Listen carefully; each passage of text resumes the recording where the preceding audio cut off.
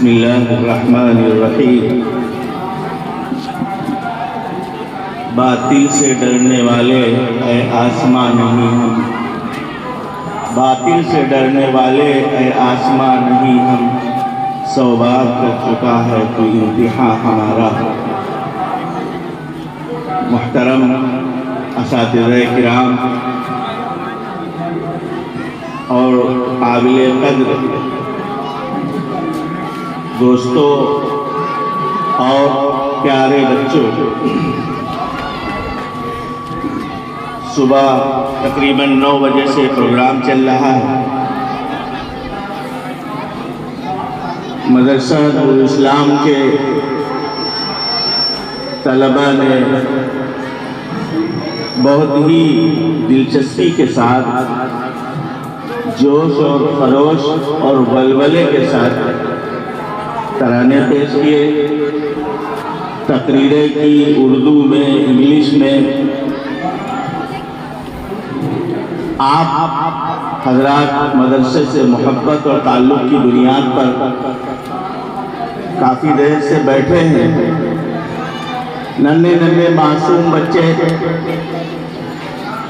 بھوکے بھی ہو گئے ہیں، پیاسے بھی، اور تھکان بھی محسوس کر رہے ہیں۔ اور پھر مولانا اعظم صاحب خطیب دورہ کی ولولہ انگیز تقریر کے بعد اب کسی تقریر کی ضرورت نہیں۔ میں اس لیے حاضر ہوا کہ دعا کرا کر کے اس پروگرام کو ختم کر دیا جائے۔ بہت قیمتی ترانے آ گئے ہیں اور قیمتی باتیں آپ کے سامنے آ گئی ہیں، اور وقت کو خامخواہ دراز کرنا اور کھینچنا اور بچوں کو تھکانا یہ مناسب نہیں ہے۔ ایک بات صرف میں عرض کر دوں، جنگ آزادی بار بار آپ سن رہے ہیں کہ جنگ آزادی کی تحریک مسلمانوں نے چلائی۔ کسی کے خواب و خیال میں ایک بات آئی بھی نہیں تھی، اور کیوں آتی کہ یہ ملک غلام ہو چکا ہے۔ یہ بات سب سے پہلے شاہ عبدالعزیز محدث دہلوی نے بتائی۔ جس وقت انگریز نے نعرہ دیا خلق خدا کی، ملک بادشاہ سلامت کا، اور فرمان چلے گا ایسٹ انڈیا کمپنی کا، اس نعرے کے الفاظ کو سن کر کے حضرت شاہ محدث دہلوی رحمۃ اللہ علیہ کے حساس اور باشعور قلب نے اس بات کو محسوس کر لیا، اور فرمایا حضرت نے کہ اب ملک غلام ہو چکا ہے۔ اس ملک کے اندر مسلمانوں کا رہنا، اس ملک کا انگریزوں کی حکومت کو تسلیم کرتے ہوئے اب جائز نہیں ہے، اور جہاد مسلمانوں کے اوپر فرض ہو گیا۔ تب برادران وطن کی آنکھیں کھلی، اچھا ملک غلام ہو چکا۔ میں عرض کروں 2 سے 250 سال تک جب انگریز اس ملک کے اندر داخل ہوئے، مسلمان تقریباً 200 سال تک اس ملک میں انگریزوں کے خلاف جہاد کی لڑائی شروع کر چکے تھے۔ اسی وقت سے جب وہ اپنی چال بازی، عیاری اور مکاری کے ساتھ اس ملک کے اندر مداخلت کر رہے تھے، مسلمانوں نے اسی وقت محسوس کر لیا تھا، اور روز اول سے لڑنا انہوں نے شروع کر دیا۔ کیوں؟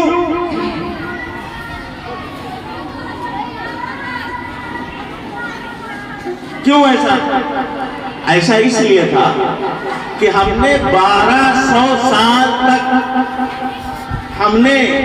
ہمارے پرکھوں نے، ہمارے بزرگوں نے اس ملک پر حکومت کی تھی۔ ہم اس کے فرما رواں تھے، ہم اس ناؤ کے کھیون ہار تھے، ہم اس ملک کی اقتدار کو سنبھالے ہوئے تھے۔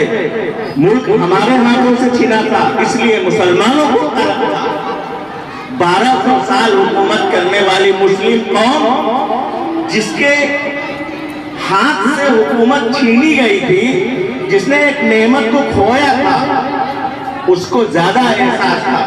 اس لیے میں کہہ رہا ہوں کہ ہندو بھائیوں کو احساس تک نہیں تھا کہ ملک غلام ہو چکا، اور مسلمان ایک زمانے سے تقریباً 200 سال تک خاموشی کے ساتھ اپنے اعتبار سے خطوں میں، کہیں بنگال میں، کہیں میسور میں، کہیں جھڑپیں ہو رہی ہیں اور مسلمان شہید ہوتے چلے گئے۔ آخر میں ایک ایسا وقت آیا کہ یہ ضرورت محسوس ہوئی کہ تنہا مسلمان انگریزوں کو ملک سے بھگانے میں کامیاب نہیں ہو سکیں گے، اس لیے برادران وطن کو ساتھ میں لے کر کے اور جنگ آزادی کا بغل بجایا گیا اور ایک لہر دوڑی۔ پھر اس کے بعد اللہ تعالیٰ نے کامیابی نصیب فرمائی اور یہ ملک 15 اگست سن 1947 کو آزاد ہوا۔ پھر تقریباً 2.5 سال کے بعد، 2 سال 5 مہینے کے بعد، 26 جنوری سن 1950 کو اس ملک کا آئین بنا، اس ملک کا دستور بنا۔ اور آئین اور دستور کی ضرورت اس لیے پڑی کیونکہ ملک کے اندر مختلف رنگ و نسل کے لوگ رہنے والے ہیں، مختلف تہذیبوں کے لوگ ہیں، مختلف زبانیں بولنے والے ہیں، مختلف مذاہب سے وابستہ ہیں۔ اس لیے ضرورت پڑی کہ ایک ایسا ضابطہ بنایا جائے، ایک ایسا دستور بنایا جائے، ایک ایسا آئین بنایا جائے کہ مختلف مذاہب کے لوگ محبت کے ساتھ، پیار کے ساتھ، اپنے مذہب کے مطابق، اپنی تہذیب اور اپنے کلچر کے مطابق اس ملک کے اندر زندگی گزار سکے اور آپس میں ہندو، مسلم، سکھ، عیسائی کے بھائی چارے میں کسی قسم کا کوئی فرق نہ پڑے اور محبت کی شمع روشن رہے۔ اس کے لیے سموِدھان کی ضرورت پڑی اور آئین کی ضرورت پڑی۔ جو آئین سن 1950 26 جنوری سن 1950 کو بنا، اس آئین کے 4 ستون ہیں۔ بس میں ایک بات یہی عرض کر کے اپنی بات ختم کرتا ہوں۔ اس آئین کے 4 ستون ہیں۔ پہلا ستون اس آئین کا ہے میڈیا، اور دوسرا ستون اس آئین کا ہے انتظامیہ، اور تیسرا ستون مقننہ، اور چوتھا ستون عدلیہ۔ یہ 4 ستون ہیں۔ یہ چاروں ستون، چاروں پلر جب تک مضبوط رہیں گے اس وقت تک یہ ملک محفوظ رہے گا، اور یہ چاروں پلر اگر کمزور ہو گئے یا اس میں سے 1-2 پلر بھی کمزور ہو گئے تو ملک یہ ڈھا جائے گا، ملک کے پھر سے ٹکڑے ہو جائیں گے، ملک محفوظ نہیں رہے گا۔ پہلا ستون میں نے عرض کیا کہ میڈیا کا کیا حال ہے۔ آپ دیکھ رہے ہیں کہ میڈیا کا نام بدل گیا، گودی میڈیا۔ ایسا میڈیا بھی تیار ہو چکا ہے جو چاپلوس قسم کا ہے، جو بکاؤ میڈیا ہے، جس کو خریدا جا سکتا ہے۔ یہ ستون کمزور ہو چکا۔ یہ ملک کا جو پہلا ستون میں نے بتایا یہ کمزور ہو چکا ہے۔ دوسرا ستون انتظامیہ، جس کو آپ پرشاسن کہہ سکتے ہیں، جس میں پولیس اور حکام وغیرہ آتے ہیں، یہ ستون بھی کمزور ہو رہا ہے، اس لیے کہ فیصلے ایک نظر سے دیکھ کر کے نہیں ہوتے ہیں، بلکہ فیصلے موقع اور ماحول دیکھ کر کے کیے جا رہے ہیں۔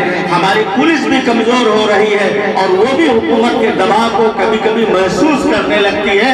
میں متوجہ کرنا چاہتا ہوں اپنے اس ملک کی پولیس کو اور یہاں کی انتظامیہ کو کہ آپ کی ذمہ داری ہے کہ اس ملک کی حفاظت کی فکر کریں، کیونکہ آپ ملک کا ایک مضبوط ستون ہے۔ اور ملک کا تیسرا ستون جو میں نے عرض کیا، مقننہ، مجلس قانون ساز، اسمبلی، وہ جس کو آپ گورنمنٹ کہہ سکتے ہیں، جس کو آپ حکومت کہہ سکتے ہیں، جو فیصلے پاس ہو رہے ہیں جو فیصلے پاس کرائے جانے کی کوششیں چل رہی ہیں، اس سے بھی اندازہ لگ رہا ہے کہ اقتدار میں بیٹھے ہوئے کرسیوں پہ جو لوگ بیٹھے ہوئے ہیں ان کی نیتیں بھی صاف نہیں ہیں، اور یہ ملک کا آئین ان کو کھٹک رہا ہے، سنویدھان ان کی آنکھوں میں کانٹے کی طریقے سے کھٹک رہا ہے، وہ خود ہی اس کو برداشت نہیں کرنا چاہتے، اس لیے کہ وہ ایسا لگتا ہے کہ جو اقتدار کی کرسی پہ جو لوگ بیٹھے ہوئے ہیں وہ اس ملک کو خود ہی ٹکڑے ٹکڑے میں بانٹ دینا چاہتے ہیں۔ اس لیے میں کہنا چاہتا ہوں حکومت کے لوگوں سے کہ آپ کی بہت بڑی ذمہ داری ہے، ہم نے اور عوام نے آپ کو مسند اقتدار کے اوپر بٹھایا ہے، یہ آپ کی ذمہ داری ہے کہ آپ ملک کو ٹکڑے ہونے سے بچائیں، اس لیے کہ ملک کا تیسرا بہت مضبوط ستون اور ملک کا جو سب سے چوتھا اور آخری اور سب سے مضبوط ستون کہا جاتا ہے وہ ہے عدلیہ، جس کو آپ کورٹ کہتے ہیں، چاہے وہ سب سے بڑا تو سپریم کورٹ ہے اور اس کے نیچے ہائی کورٹ ہے۔ یہ جو کورٹ ہے، جو ہماری عدالتیں ہیں، یہ ملک کا سب سے بڑا ستون ہے، اس لیے کہ عدالت کو یہ پاور ہوتا ہے کہ عدالت کی نظر اگر ٹیڑھی ہو جاتی ہے تو وزیر اعظم کو بھی جیل میں ڈال سکتی ہے۔